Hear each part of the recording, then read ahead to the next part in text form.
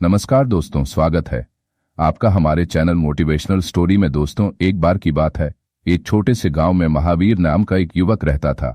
उसके माता पिता का देहांत बहुत पहले हो चुका था और उसका कोई रिश्तेदार भी नहीं था। महावीर बहुत ही नेक और सरल स्वभाव का लड़का था। बाजार में उसकी एक छोटी सी किराने की दुकान थी जिससे वह अच्छी कमाई कर लेता था। जब वह रात को थका मांदा घर लौटता तो उसे अपना घर खाली और सूना लगता। वह खुद 2 रोटी पका लेता और कभी कभी अत्यधिक थकान के कारण उन्हें खाता ही नहीं। वह सोचता अगर उसका कोई रिश्तेदार होता तो वह शादी के बारे में सोचता, लेकिन उसके पड़ोस में एक बूढ़ी औरत रहती थी जिसे सब मौसी कहते थे, जिसका नाम सुशीला था और उसे महावीर पर बहुत तरस आता था। जब भी कोई त्योहार या कोई खास मौका होता तो वह उससे कुछ न कुछ बनाकर देती थी। वह महावीर के लिए भी खास व्यंजन बनाकर भेजती थी। मौसी सुशीला की एक भतीजी थी जिसका नाम अनुराधा था, जो अपनी मां के साथ दूसरे मोहल्ले में रहती थी। अनुराधा बहुत खूबसूरत भी थी, लेकिन उसे अपनी खूबसूरती पर बहुत घमंड था। वह पूरे समय आईने के सामने सजती संवरती रहती और खिड़की से बाहर देखती रहती। उसकी मां अपनी बेटी की शादी को लेकर काफी चिंतित थी और उसकी खूबसूरती के बावजूद वह इसलिए परेशान रहती थी क्योंकि उसके पास पैसे नहीं थे। वह जानती थी कि दहेज के बिना कोई लड़का उसकी बेटी से शादी नहीं करेगा। एक दिन अनुराधा की मां अपनी बहन यानी मौसी सुशीला के पास गई। वह मौसी सुशीला से मिलने आई और अपनी बेटी की शादी को लेकर अपना दुखड़ा सुनाने लगी। मौसी सुशीला के मन में महावीर का ख्याल आया। उसने सोचा कि इतना शरीफ और सरल लड़का तो दिया लेकर भी ढूंढने पर नहीं मिलेगा। उसने अपनी बहन से कहा, तुम चिंता मत करो, मैं पड़ोस में रहने वाले महावीर से बात करूंगी। वह बहुत नेक लड़का है और तुम्हारी बेटी को बिना दहेज के अपने घर ले जाएगा। उसी शाम मौसी एक प्लेट में 2 लड्डू लेकर महावीर के घर पहुंची। उसकी मौसी बोली, बेटा, तुम दिन भर मेहनत करके वापस आते हो और खाना बनाते हो, ये देखकर दिल दुखता है। तुम शादी क्यों नहीं कर लेते? महावीर बोला, मौसी, मुझे पता है मेरा कोई नहीं है शादी। माता पिता की जिम्मेदारी है और मेरे पास कौन है जो मेरी शादी करवाएगा? कौन मुझसे शादी करेगा? मौसी ने तुरंत कहा, नहीं बेटा, ऐसी बातें मत करो। मैं अभी जिंदा हूं और कोई नहीं है। तुम्हारे अंदर कोई कमी नहीं है। इस पर रामदीन ने कहा, वो सब तो ठीक है, लेकिन लड़की कहाँ है? मौसी ने जल्दी से एक लड्डू उसके मुंह में ठूंस दिया और कहा, बेटा, मेरी एक भतीजी है जिसका नाम अनुराधा है। वो चांद सी खूबसूरत है, तुम उसे देखते रह जाओगे। उसके लिए बहुत सारे रिश्ते आए हैं, लेकिन मैंने अपनी बहन से साफ कह दिया है, महावीर से अच्छा लड़का तुम्हें नहीं मिलेगा। मेरी अनुराधा बहुत खूबसूरत है, तुम्हारा घर बस जाएगा। महावीर शादी की बात करते हुए बहुत शर्मा रहा था। उसने धीरे से कहा, मौसी, आप मेरी मां जैसी हो, आपको जो ठीक लगे करो। मौसी खुशी से भर गई। उन्होंने दूसरा लड्डू मुंह में डाला और महावीर को आशीर्वाद देकर चली गई। घर पहुंचकर मौसी ने अपनी बहन से कहा, देखो भाई, तुम्हारा काम हो गया। इतना सीधा साधा लड़का तुम्हें और कहीं नहीं मिलेगा। तुम्हारी बेटी राज करेगी और महावीर की अपनी दुकान है जिससे वह अच्छी कमाई कर लेता है। अनुराधा की मां ने कहा, लेकिन बहन, मेरे पास एक भी पैसा नहीं है। मैं अपने दामाद के लिए 2 जोड़ी कपड़े भी नहीं बना पाऊंगी और बारात को कैसे खिलाऊंगी? मौसी ने दिलासा देते हुए कहा, तुम उसकी चिंता मत करो, मैं अगले दिन सब कुछ कर दूंगी। लड्डू मौसी अपने साथ लेकर महावीर के घर पहुंची और उसे शादी की बधाई दी। मौसी बोली, अरे महावीर, तू चिंता मत कर, मैं सब संभाल लूंगी। हाँ, अगर तेरे पास कुछ नकद रुपए हों तो मुझे दे दे। महावीर इतना खुश हुआ कि उसके हाथ खुशी से फूल गए। वह जल्दी से कमरे में गया और जो भी रुपए बचाए थे एक थैले में भरकर मौसी को थमा दिए। महावीर को मानो मनचाही चीज मिल गई हो। उसने कुछ रुपए अपने पास रख लिए और बाकी थैला अपनी बहन को देते हुए कहा, अब इसे सोच समझकर खर्च करना। 1 महीने बाद महावीर की शादी हो गई। महावीर के कई दोस्त और परिचित थे। उसका एक दोस्त था जिसका नाम रमेश था और उसकी बारात में आसपास के कुछ दुकानदार भी आए थे। चांद सी गोरी पत्नी पाकर महावीर बहुत खुश हुआ। अगले दिन उसने 4-5 लोगों को अपने घर दावत पर बुलाया। रमेश भी अपनी मां और बहन के साथ उसके घर आए। उसने महावीर से कहा, भाभी की मुंह दिखाई मैं ही करूंगा। मैं भाभी का अकेला देवर हूं और मैं उनसे क्यों शर्माऊं? बेचारा महावीर अपनी सरल सोच और मित्रता के कारण रमेश की बातों में आ गया। रमेश ने अनुराधा का घूंघट उठाकर चेहरा देखा। उसने उसे सोने चांदी से जड़ी चांदी की बालियां दी। अनुराधा इतनी खुश हुई कि उसे पहले कभी इतना कीमती तोहफा नहीं मिला था। पर असल में महावीर का दोस्त रमेश उसके व्यवहार के बिल्कुल विपरीत था। वो एक नंबर का बदमाश था जो कि एक अमीर बाप का बेटा था।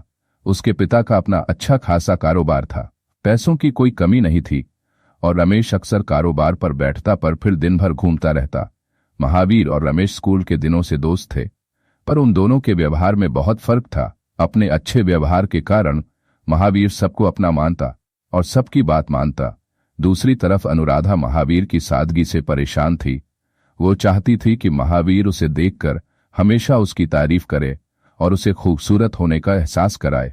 महावीर उससे बहुत प्यार करता था, पर उसे सजने संवरने का कोई ज्ञान नहीं था और न ही उसके पास इतना समय था। जब वो अपनी दुकान पर काम करता तो अपनी पत्नी की खूबसूरती पर पूरा ध्यान देता।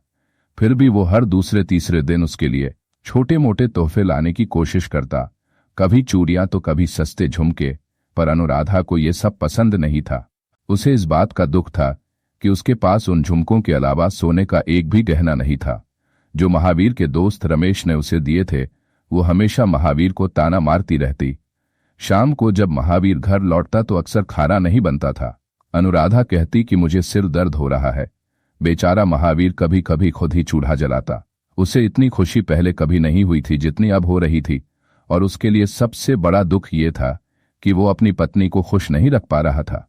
दूसरी तरफ जब वो दुकान पर जाता तो उसका दोस्त रमेश महंगी मिठाइयां और कीमती तोहफे लेकर आता। धीरे धीरे मूर्ख अनुराधा रमेश के जाल में फंसने लगी और उसे समझाया कि उसकी खूबसूरती के लिए राजकुमारी जैसी जिंदगी जीनी चाहिए और वह महावीर जैसे गरीब आदमी के साथ क्यों फंसी हुई है। अनुराधा को लगा कि उसके साथ अन्याय हुआ है, क्योंकि उसे रमेश जैसे अमीर आदमी की पत्नी होना चाहिए था, जो उसके लिए महंगे उपहार लाता और उसकी खूबसूरती की तारीफ करता। अंत में रमेश ने उसे सलाह दी कि वह अपने पति को व्यापार करने के लिए विदेश भेज, ताकि वे स्वतंत्र रूप से मिल सकें। रमेश ने उसे सोने के गहने दिलाने का वादा किया। वह बहक गई और महावीर से कहने लगी कि वह इस छोटी सी दुकान में कभी ज्यादा पैसे नहीं कमा पाएगा। उसने कहा कि जब तक वह विदेश जाकर पैसे नहीं कमाएगा तब तक वे एक शानदार जीवन नहीं जी पाएंगे। उसने उससे यह भी कहा कि वह इस छोटी सी दुकान में ज्यादा पैसे नहीं कमा पाएगा। अनुराधा महावीर से बोली, आपके पास नौकरानी रखने का साधन नहीं है, क्योंकि मैं सारा दिन काम करके थक जाती हूं और उसने इतनी मेहनत तो अपनी मां के घर पर भी कभी नहीं की थी। रोज रोज की शिकायतों से तंग आकर महावीर ने विदेश जाकर पैसे कमाने का फैसला किया और रमेश को अपना दोस्त समझकर अनुराधा का ध्यान रखने के लिए कहा और अपनी दुकान 1 साल के लिए एक पड़ोसी दुकानदार को दे दी और उससे मिले पैसों से उसने अपने व्यापार के लिए सामान खरीदा और अपनी यात्रा पर जाने की तैयारी की। उसकी पत्नी ने नकली आंसू बहाते हुए कहा कि जब तुम वापस आओगे तो हमारे दिन बदल जाएंगे और हमारा भविष्य बेहतर हो जाएगा। भारी मन से महावीर अपनी यात्रा के लिए निकल पड़ा। जाते समय उसने रमेश से कहा, कृपया अपनी भाभी का ध्यान रखना, मैं उसे आपके भरोसे छोड़ रहा हूं, उसे किसी प्रकार की परेशानी नहीं होनी चाहिए। रमेश ने उसे आश्वासन दिया, आप निश्चिंत होकर जा सकते हैं, मैं भाभी को कोई परेशानी नहीं होने दूंगा। 1 वर्ष पलक झपकते ही बीत जाएगा। उन दिनों रेलगाड़ियां और वाहन नहीं थे, लोग बैलगाड़ियों पर यात्रा करते थे। 1 महीने की यात्रा के बाद महावीर एक बड़े शहर में पहुंचा और एक छोटी सी सराय में रुका। उसके रहने की व्यवस्था की गई थी। सराय का मालिक बहुत बूढ़ा और दयालु व्यक्ति था, जिसने महावीर को सराय में एक कमरा किराए पर दे दिया था। महावीर वहां दिन में 2 बार भोजन करता था। जब सराय के मालिक को पता चला कि महावीर 1000 मील दूर से व्यापार करने आया है, उसने महावीर से कहा, यदि वह अधिक धन कमाना चाहता है तो बेटा व्यापार में सावधानी बरतना। इस शहर के लोग बड़े बेईमान और आलसी हैं। महावीर ने उनकी सलाह को ध्यान में रखा और वहीं व्यापार शुरू कर दिया। करीब 9 महीने तक व्यापार करने के बाद महावीर को घर की बहुत याद आने लगी और उसने घर वापस जाने का फैसला किया। उसने अनुराधा को एक पत्र लिखा जिसमें उसने बताया कि वह 2 महीने बाद आएगा और उसके लिए उपहार भी खरीदेगा, लेकिन उसे घर की इतनी याद आ रही थी कि उसने पहले ही लौटने का फैसला कर लिया। व्यापार का सारा माल बिक चुका था और अच्छा मुनाफा भी कमाया। जाते समय महावीर ने वृद्ध का धन्यवाद किया और कहा कि उसने पिता की तरह उसकी मदद की है। वृद्ध ने कहा, मेरा कोई बेटा नहीं है, मेरी एक ही बेटी है। आपको देखकर मुझे ऐसा लगा कि यदि मेरा कोई बेटा होता तो आप जैसा ही होता। महावीर बोला, कुछ भी हो, अगर जिंदगी रही तो मैं आपसे मिलने आऊंगा। आप इतने अच्छे और सरल हैं कि मैं चाहता हूं कि आपके साथ कभी कुछ गलत न हो। वृद्ध व्यक्ति बोला, आप व्यापारी हैं, इसीलिए आपको अक्सर यात्राएं करनी पड़ती होंगी। इसलिए मेरी 3 बातें हमेशा याद रखना। पहली सलाह यह है, जहां तक हो सके रोजी रोटी कमाने के लिए विदेश न जाएं। अपने देश में जो भी सूखी जमीन मिले वही व्यापार करो। अपने देश की रोटी परदेश से कहीं बेहतर है। ईश्वर ने सबके लिए रोजी रोटी का इंतजाम कर रखा है। जो आपके भाग्य में होगा वह आपको जरूर मिलेगा। दूसरी सलाह यह है कि कभी भी किसी महिला के कहने पर विदेश यात्रा पर न जाएं। घर की महिलाओं को कारोबार और व्यापार के बारे में कुछ भी पता नहीं होता। और तीसरी सलाह यह है कि अपनी पत्नी को किसी मित्र के भरोसे छोड़कर कभी यात्रा पर मत जाना, चाहे वह मित्र कितना भी अच्छा क्यों न हो। यह सब सुनकर महावीर बोला, बाबा, मैंने ये 3 काम कर लिए हैं जिन्हें करने से आपने मुझे मना किया था। उन्होंने मुझे सलाह दी कि मैं रोजी रोटी की तलाश में परदेश गया हूं और अपनी पत्नी के कहने पर मैंने यह यात्रा की है। मैंने अपनी पत्नी की देखभाल का दायित्व अपने मित्र को सौंप दिया है। वृद्ध ने कहा, बेटा, तुम वास्तव में बहुत सीधे सादे और नेक इंसान हो। दुनिया में हर कोई ऐसा नहीं होता। अब जाओ और मान लो कि तुम्हारे घर में चोर घुस आया है, लेकिन जाते समय किसी को मत बताना और जो भी दृश्य देखो उसके अनुसार एक मर्द की तरह निर्णय लेना। महावीर उसी क्षण घर के लिए निकल पड़ा। लौटने में लगभग 1 महीना लग गया। जब वह घर पहुंचा तो शाम हो चुकी थी। उसे बूढ़े की कही बात याद आ गई कि किसी को बताकर घर में मत जाना। उसने सामान बाहर रखा और चुपचाप घर में घुस गया। वह कमरे की खिड़की से अंदर झांकने लगा। जहां रोशनी थी, अंदर से अनुराधा और रमेश के हंसने और बात करने की आवाजें आ रही थीं। महावीर दीवार से चिपक गया। अनुराधा महावीर द्वारा लिखा गया पत्र पढ़ने लगी कि वह 2 महीने बाद वापस आएगा और उसे कभी नहीं छोड़ेगा। पत्र में यह भी लिखा था जो उसने अनुराधा के लिए चांदी के पायल और सोने झुमके जैसे उपहार खरीदे हैं। अनुराधा और रमेश उसके पत्र का मजाक उड़ा रहे थे। रमेश बोला, अरे वह भिखारी 2 रुपए का सामान खरीद कर ला रहा होगा। मैं तुम्हारे लिए जो कंगन लाया था वह बहुत कीमती था। अनुराधा बोली, तुम और वह एक दूसरे से कैसे प्रतिस्पर्धा कर सकते हो? हाँ, मैं ये सोचकर उलझन में हूं कि जब वह आएगा तो हम कैसे मिलेंगे। रमेश बोला, तुम उसे 2-3 महीने बाद व्यापार के लिए विदेश भेज देना। अब उस गधे की लगाम तुम्हारे हाथ में है। यह सुनकर दोनों जोर से हंस पड़े। महावीर सब कुछ सुन रो रहा था और उसका क्रोध बहुत तीव्र हो गया। उसी समय उसने जोर से दरवाजा खटखटाना शुरू कर दिया। अनुराधा ने दरवाजा खोला और महावीर को देखते ही उसके पैरों तले जमीन खिसक गई। रमेश ने अपने आप को संभालते हुए महावीर से कहा कि वह तो बस भाभी का हालचाल पूछने और यह देखने आया था कि उन्हें किसी चीज की जरूरत तो नहीं है। महावीर का मन रमेश को बहुत पीटने को हुआ, पर उसने अपने आप को संभालते हुए गुस्से में कहा, अब तुम उसे अपने घर ले जाओ ताकि उसकी सारी जरूरतों का ख्याल ठीक से रख सको। अब मेरा उससे कोई रिश्ता नहीं।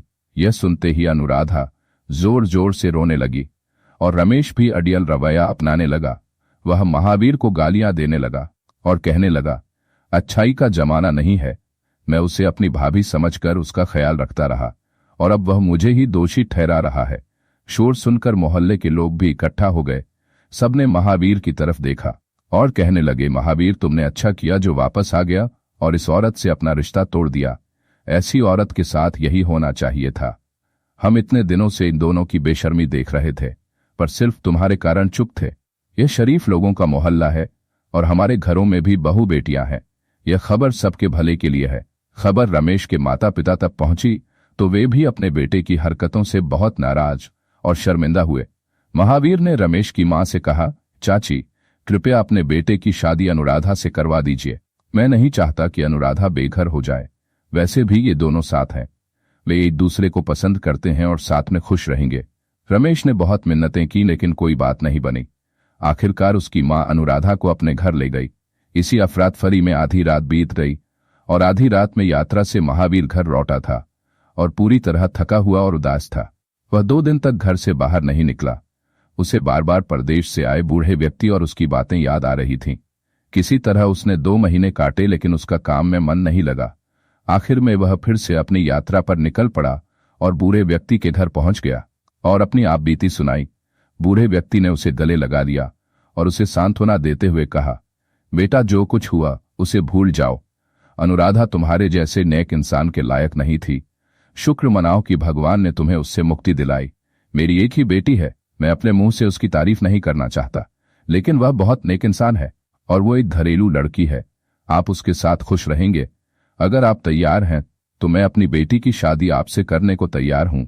महावीर पहले से ही बूढ़े व्यक्ति का बहुत सम्मान करता था, इसीलिए उसने इस रिश्ते के लिए हामी भर दी। दोनों की शादी हो गई और फिर बूढ़े व्यक्ति ने कहा कि अब तुम अपने देश जाओ और व्यापार करो और खुश रहो। महावीर ने जोर देकर कहा कि आप भी हमारे साथ चलो। यहाँ आपकी देखभाल करने वाला कौन है? अगर आप हमारे साथ रहेंगे तो हमारा घर भी धन्य हो जाएगा। बुजुर्गों का आशीर्वाद भगवान का आशीर्वाद है। बूढ़ा व्यक्ति महावीर की जिद पर सहमत हो गया और वैसे भी वह अब उस शहर में नहीं रहना चाहता था। उसने अपनी सराय बेच दी और महावीर के साथ आ गया। उनकी समझदारी भरी सलाह मानकर महावीर ने बहुत तरक्की की और वह शहर का बहुत बड़ा व्यापारी बन गया। तो दोस्तों, मुझे उम्मीद है कि आपको यह कहानी पसंद आई होगी। अगर आपको यह पसंद आई है तो वीडियो को लाइक और शेयर करें और चैनल पर पहली बार आए हैं तो सब्सक्राइब करना ना भूलें। मिलते हैं एक नई कहानी लेकर। धन्यवाद।